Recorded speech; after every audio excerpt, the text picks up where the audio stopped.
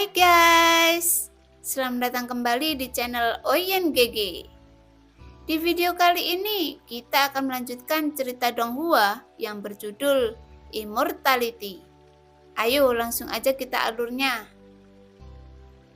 Melanjutkan cerita sebelumnya. Kepala sekte dari 10 sekte Dewa Abadi yang mengguncang alam semesta dan mengubah dunia, semuanya memiliki kemampuan untuk menghancurkan negara dan dinasti dengan satu pukulan.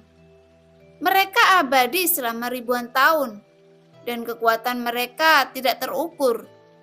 Namun lebih mudah diucapkan daripada dilakukan untuk mencuri barang-barang mereka. Seorang murid sejati kecil dapat mengalahkan dirinya sendiri menjadi abu. Pokoknya, mari kita kubur guru dulu untuk menghindari ditemukan oleh keluarga Fang.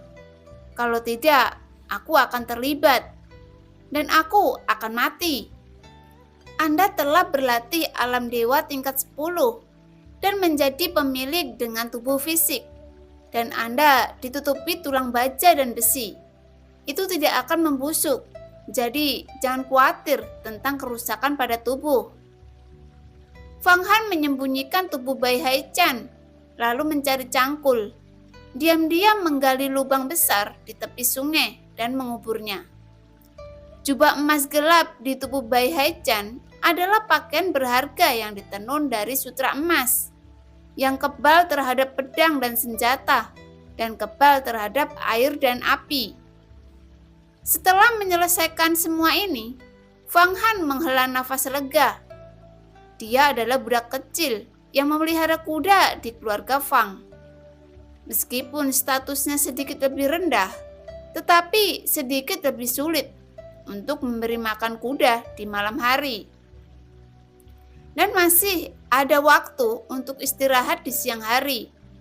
Bukan acara besar seperti nona kedua Fang Qingwei, sementara menggunakan kuda. Tidak ada yang menunda untuk sementara waktu. Hanya dalam satu pagi, pemahaman Fang Han tentang dunia dan tubuhnya telah mengalami perubahan yang mengguncang bumi.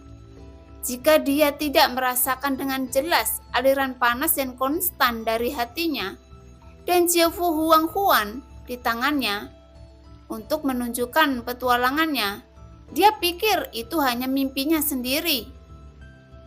Jiaofu Huanghuan adalah warisan Kaisar Iblis Huanghuan, dan itu adalah senjata ajaib yang luar biasa. Tapi sekarang Fang Han tidak bisa menggunakannya, dan bahkan Bai Haichan tidak tahu misterinya.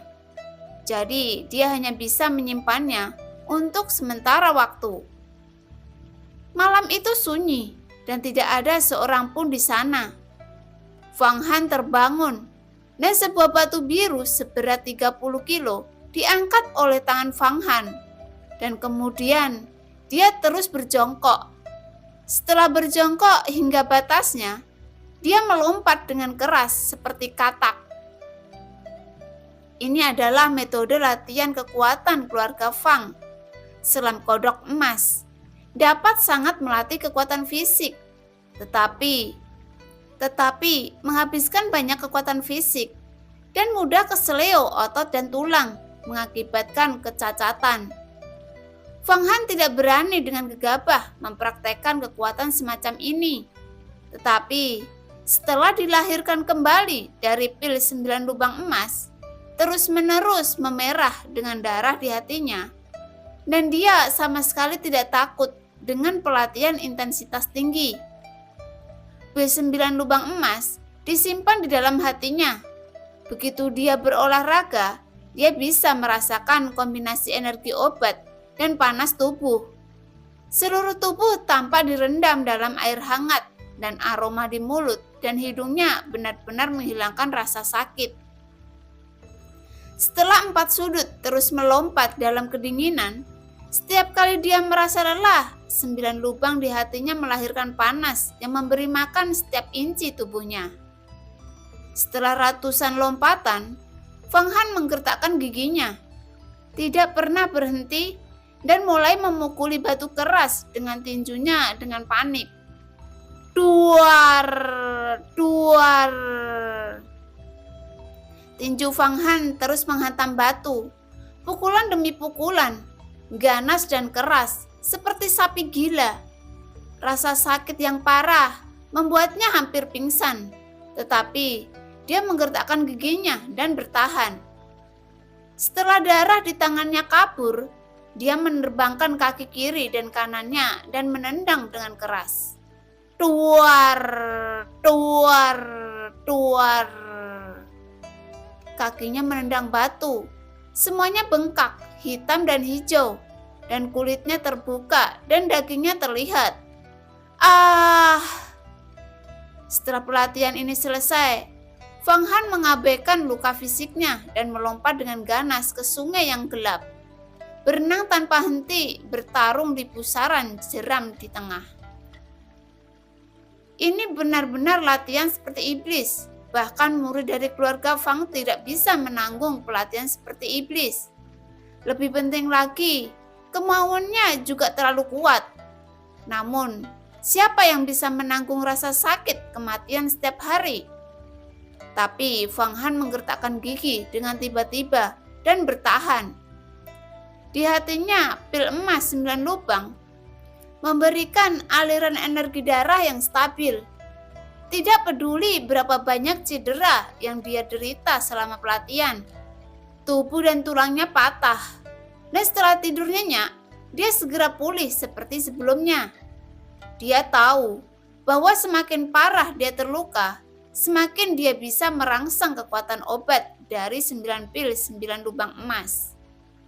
Dengan meningkatnya intensitas latihannya, mungkin suatu hari pil 9 lubang ramuan emas di hatinya semua akan meleleh. Dan pada saat itu, tubuhnya akan benar-benar kuat ke tingkat yang luar biasa. Setelah beberapa hari, Fang Han menghabiskan sebagian besar setiap malam menggunakan pelatihan intensitas tinggi yang ekstrim untuk melatih tubuhnya, sehingga merangsang vitalitasnya sendiri dan merangsang kekuatan obat dari pil 9 lubang emas. Perlahan-lahan tubuhnya menjadi lebih kuat dan lebih kuat, dan otot-otot yang dulu kurus juga menjadi gemuk. Anggota tubuhnya fleksibel dan kuat. Namun, di permukaan dia lebih kuat dari sebelumnya.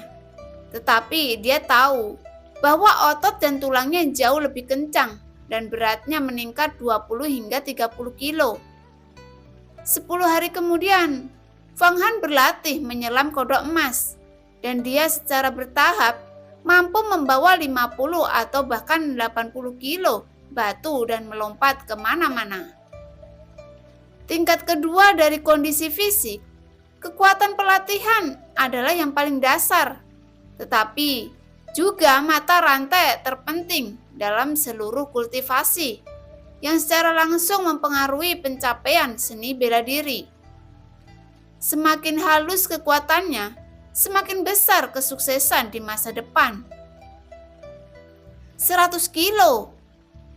Sebulan kemudian, Fang Han membawa 100 kilo batu besar di punggungnya dan dengan mudah belajar melompat seperti katak. Satu lompatan berjarak 4 atau 5 langkah dan dia melompat 36 kali berturut-turut. Wajahnya tidak merah dan dia tidak bernafas. Dia meninggalkan lingkaran jejak kaki yang dalam di tepi sungai. Hai! Setelah itu, dia melemparkan batu seberat 100 kilo ke atas, setinggi 2 atau 3 orang.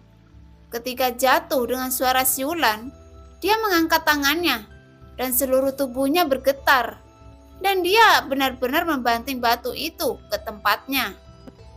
Fang Han memegang batu seberat 100 kilo di satu tangan dan meninju tangan lainnya dengan keras, menghancurkan pohon kecil dengan mangkuk tebal, dan pohon kecil itu segera terbelah. Duar! Membuang satu seberat 100 pon, Fang Han berdiri di tempat.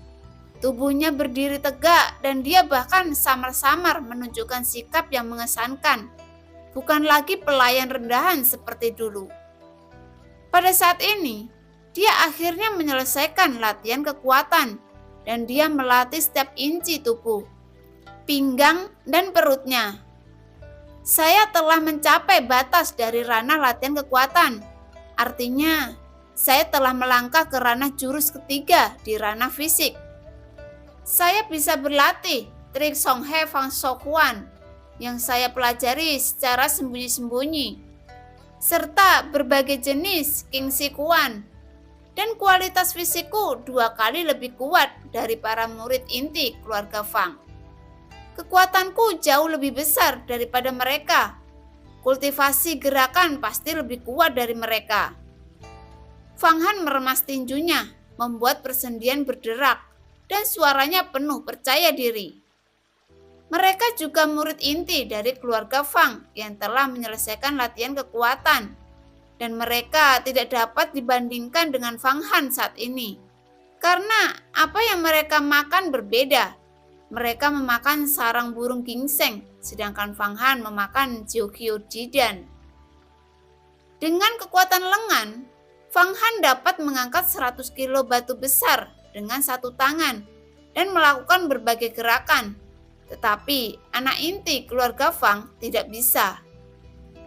Selanjutnya, latihan berbagai gerakan dan hubungkan kekuatan seluruh tubuh. Saya tidak tahu seberapa sengitnya nanti.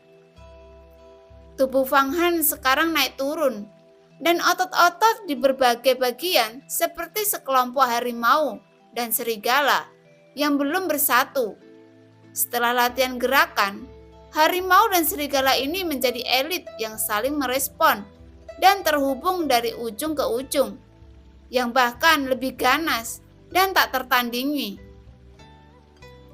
Melihat bintang-bintang di langit, Fang Han duduk dengan lutut disilangkan dan menatapnya dari bawah matanya, mengamati lintasan bintang-bintang untuk memahami berbagai gerakan tinju bintang 7 yang dikatakan Bai Hai Chan. Kultivasi fisiknya maju dengan pesat, dan 9 pil emas 9 lubang dicuci perlahan oleh darah di jantung yang merangsang kekuatan obat yang lebih kuat pada saat yang sama. Meliputi area seluas 1000 hektar di rumah dalam keluarga Fang yang sangat mewah, seperti gadis naga di istana naga, peri di bulan, dan yang membunuh tertua Bai Hai Chan. Dengan petir ungu Yin Li Dao, Fang Xingxue sedang duduk dengan tenang di sampingnya adalah pria parubaya yang sangat bermartabat dengan mata biru dan bau lebar. Pria parubaya ini adalah kepala keluarga Fang, gubernur provinsi Longyuan saat ini, Fang Xitao, yang juga ayah Fang Xingxue. Tubuh fisik telah dikultivasikan ke ranah transformasi ilahi tingkat ke-10. Tetapi pada usianya, bukan yang utama. Tubuh fisiknya juga mulai menua secara perlahan, dan dia hanya akan semakin merosot di masa depan. Pada saat ini, di depan Fang Xingxue, dia tidak memiliki banyak keagungan ayahnya. Bagaimanapun, putrinya adalah pembangkit tenaga listrik yang tak tertandingi di alam misterius kekuatan gaib. Ayah, saya telah menjadi murid sejati Sekte Kenaikan Abadi, dan kepala sekolah memberi saya rumah di Gunung Kenaikan Abadi. Saya harus membawa sekelompok pelayan setia untuk membersihkan rumah, membakar api untuk membuat pil, merawat bunga dan tanaman, dan memberi makan binatang roh. Fang Xingxue berkata perlahan. King Sui, apakah kamu benar-benar menjadi murid sejati dari Sekte Kenaikan Abadi? Hebat, bagus. Sekarang keluarga Fang kita berada dalam posisi yang stabil. Bahkan Kaisar harus mencoba yang terbaik untuk memenangkanmu. Bukan apa-apa, untuk membawa pelayan yang setia, pilih saja apapun yang kamu inginkan. Fang Setao terkejut. Dia tahu beratnya seorang murid sejati. Nenek moyang keluarga Fang bukanlah murid sejati dari sekte kenaikan abadi, tetapi hanya murid luar. Di sekte, karena saya menjadi murid sejati, memberi saya beberapa tempat untuk murid luar. Ini juga merupakan kesempatan langka.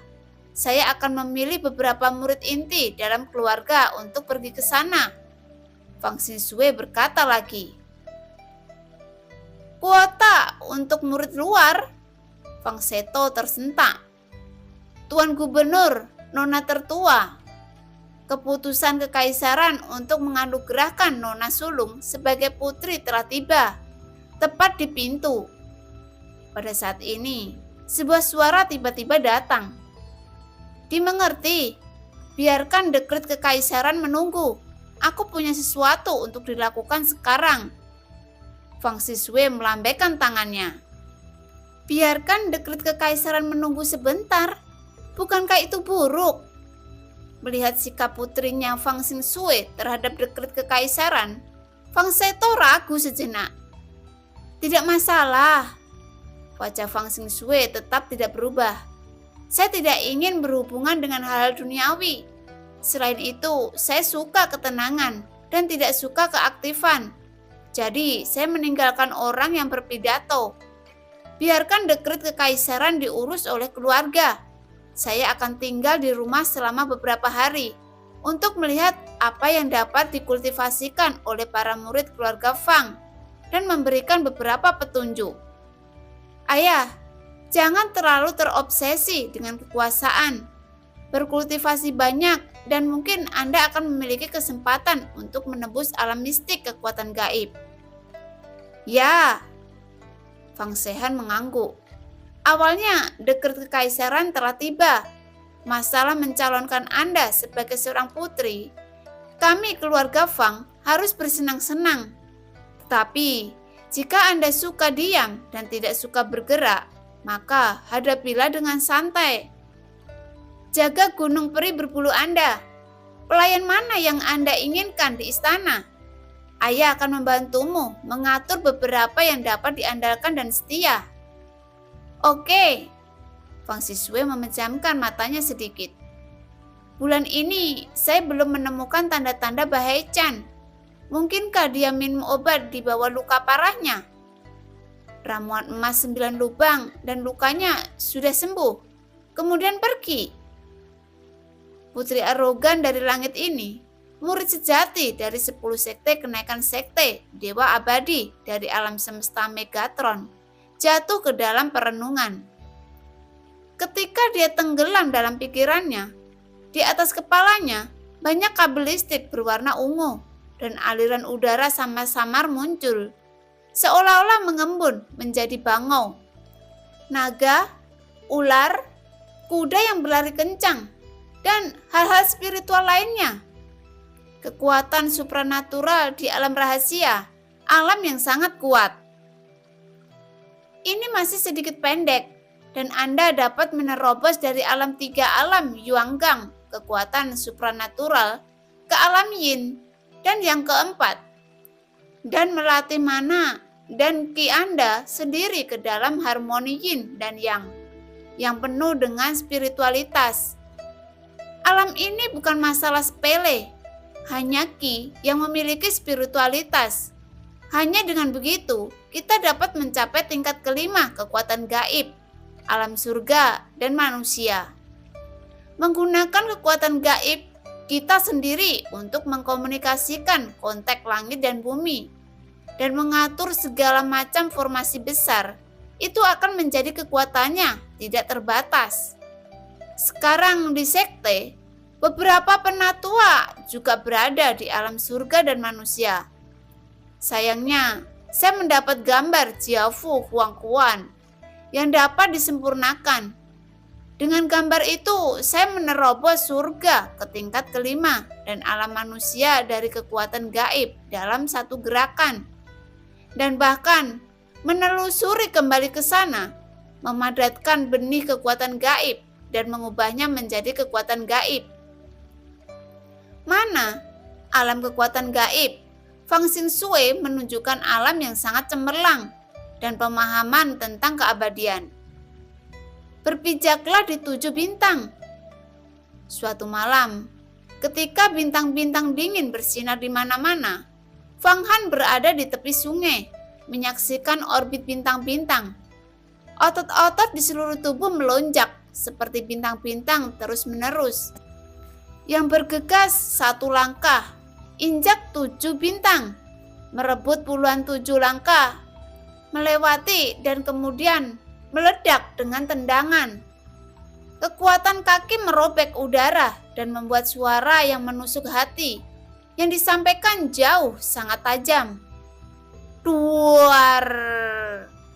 Sebuah pohon kayu keras dengan mangkok tebal ditendang dengan sekali gerakan. Kemudian Fang Han menendang 13 kaki lagi dan tiba-tiba tubuhnya naik turun dan bayangan kakinya terbang seperti tapak tajam menebas pohon-pohon di sekitarnya dan pohon itu semuanya ditebang. Dia menendang 14 pohon berturut-turut. Wajahnya tidak kehabisan napas dan wajahnya tidak memerah.